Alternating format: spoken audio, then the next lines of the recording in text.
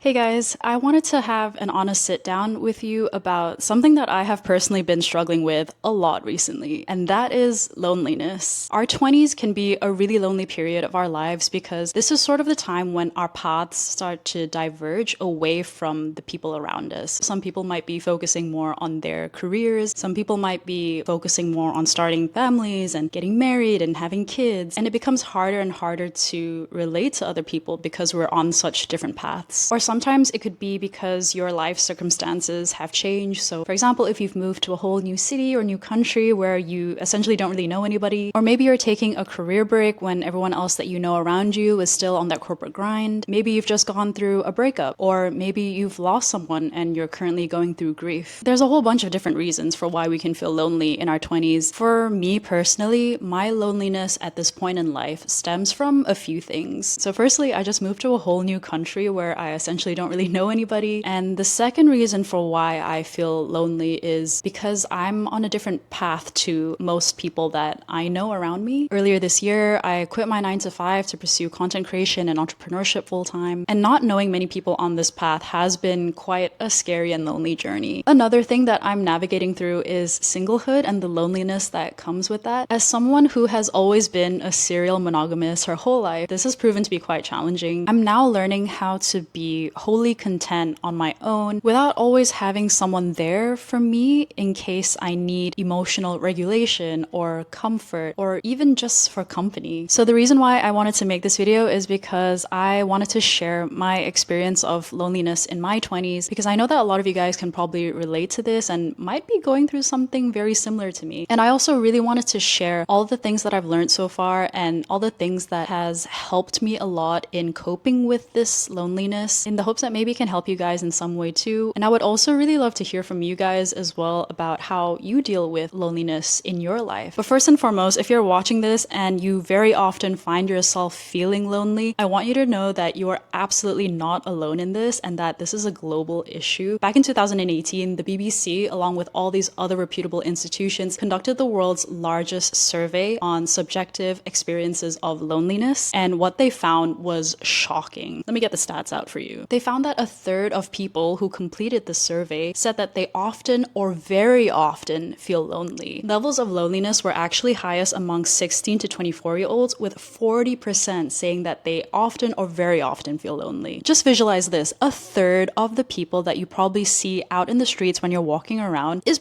probably feeling very lonely. So I just wanted to share that to let you guys know that you are absolutely not alone. We're all in this together. We're all very lonely people.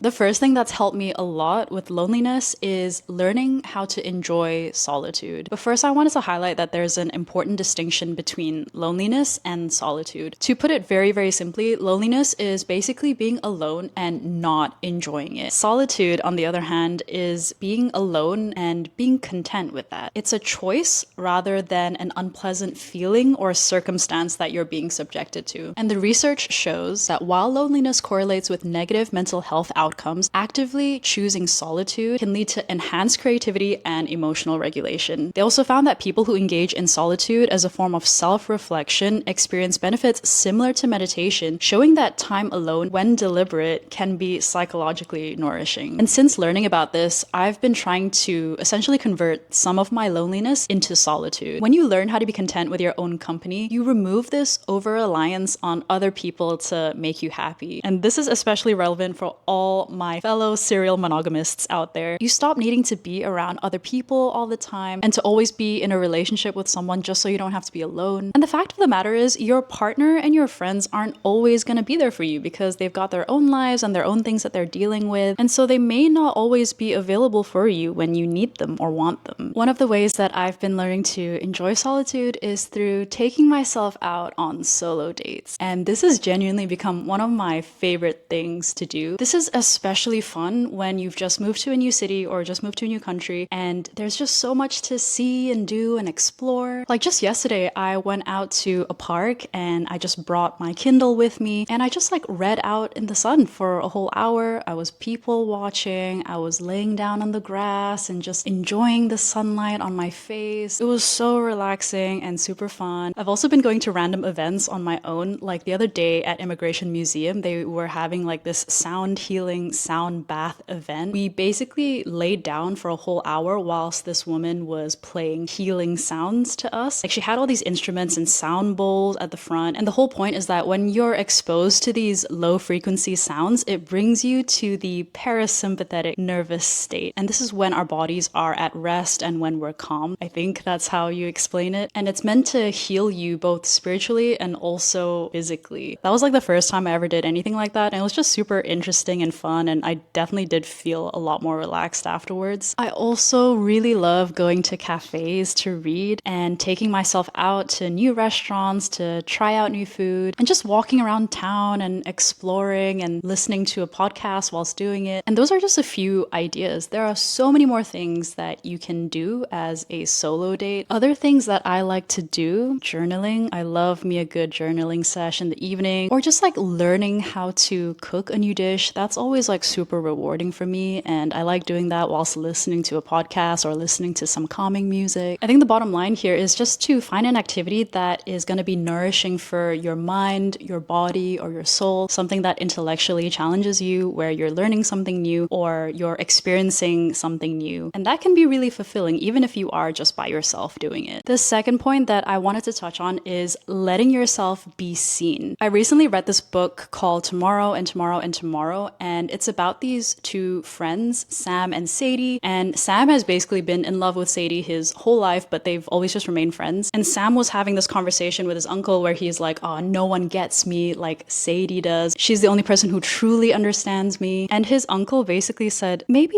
it's because you don't let yourself be seen by other people. Maybe you feel this way only because Sadie's the only person you've been brave enough to let into your inner world. Whereas maybe if you just like opened yourself up a bit more to others, then you'll find people who can connect with you on that deeper level. And that part of the book just really hit me because it made me realize that this is something that I've struggled with my whole life. For the longest time, I only ever allowed my significant others to really see the real me. And it wasn't until like a few years ago where I started being more vulnerable with friends. And that's where I've been able to forge more meaningful connections with people. Being seen is such a vulnerable thing because you kind of open yourself up to rejection. When you show the real you and other people don't like it or they reject it, then it feels awful. And doing that honestly takes a lot of courage, but that is essentially how you find your people and how you find true and deep and meaningful connection with others. So my point here is that if you're feeling lonely, but you're not necessarily alone, like let's say you've got a bunch of friends, but you still feel really lonely around them, then maybe it's because you're not letting yourself be seen by them, like truly be seen. So yeah, this point is sort of a reminder to you, but mainly to me, to just like continue being open with other people and to show all sides of myself. This next point is somewhat related to my previous one. It's all about putting yourself out there. What I mean by this is engaging in conversations that you wouldn't normally engage in, or plucking up the courage to just speak to random strangers for no reason. What I've realized is that these tiny micro interactions that you have throughout the day can really help you to feel less alone and feel a lot more connected to the world around you. I've been really lucky in the sense where in Melbourne, this is so normal. Like the other day, I was on the platform waiting for the train to arrive, and this old man next to me just like said something random about the weather, and then we just like chit-chatted for a bit. And the other day at work, when I was having my lunch break on my own, there was this lady that just came up to my table and sat with me because there was nowhere else available. Normally what I would do in these situations is just keep quiet and like go on my phone or like just continue eating in silence. But that day I just kind of decided, fuck it, let me say something to her. And so I started this conversation and we just had a really wholesome time chatting to each other for a few minutes. And I also met one of my friends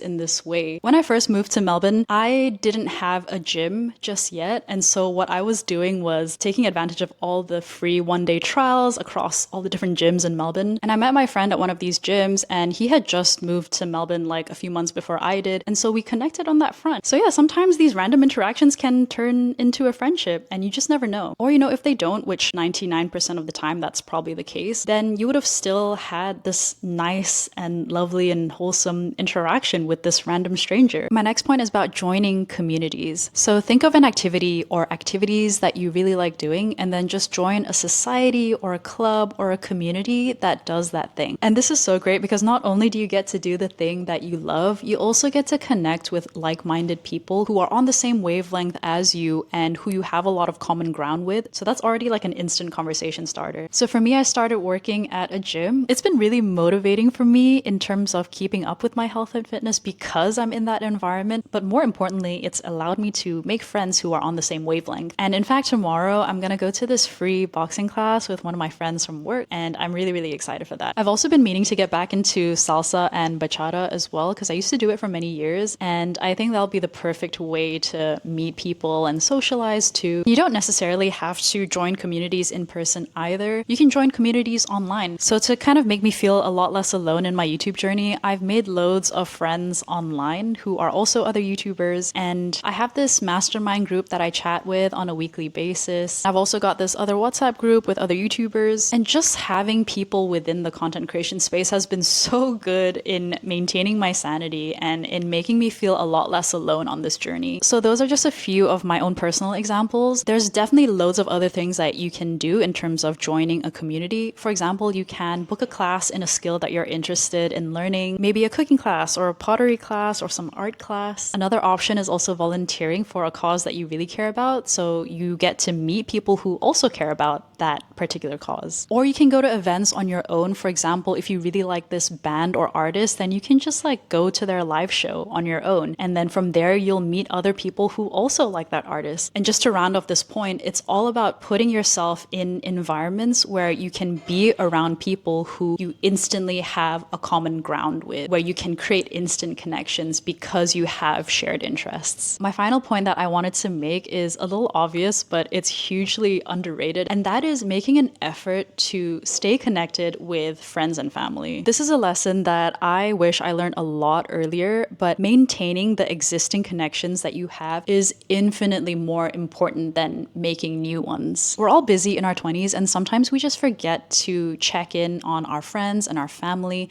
and sometimes they also get wrapped up in their own things and forget to check in with us. And so what I've learned is that I shouldn't wait for other people to reach out to me and connect with me, and that I should just be proactive about doing it myself. So I don't really take it personally when people don't message me for a really long time or forget to check in on me. If I wanted to connect with them, then I'll just reach out to them first. And I won't take it personally that they haven't messaged me first or that they haven't caught up with me in a while, because life just gets busy and things get chaotic sometimes and people forget, and we should be a lot more forgiving with our friends and family when that happens. And to be honest, this is one of the first things that I did in Melbourne. When you move to a new city or a new country and you don't really know anyone, it takes time to build a social circle from scratch. And so back when I didn't really know anybody, I was texting and calling and sending voice notes to all my friends and family back home and in other countries way more frequently than I would usually. And this was a really important reminder for me that although these people are not here with me physically, I still have people in my life who love me, and because of that, I am safe and I'm gonna be okay. And yeah, it's just good to remind yourself of that sometimes, especially if you're moving to a new country where you're all alone. So that's all for today's video. These are all the things that really helped me so far in my journey of navigating loneliness in my 20s. And I'd also love to hear from you guys if there's anything that's really helped you in terms of dealing with your own loneliness. Okay guys, take care and see you in the next video.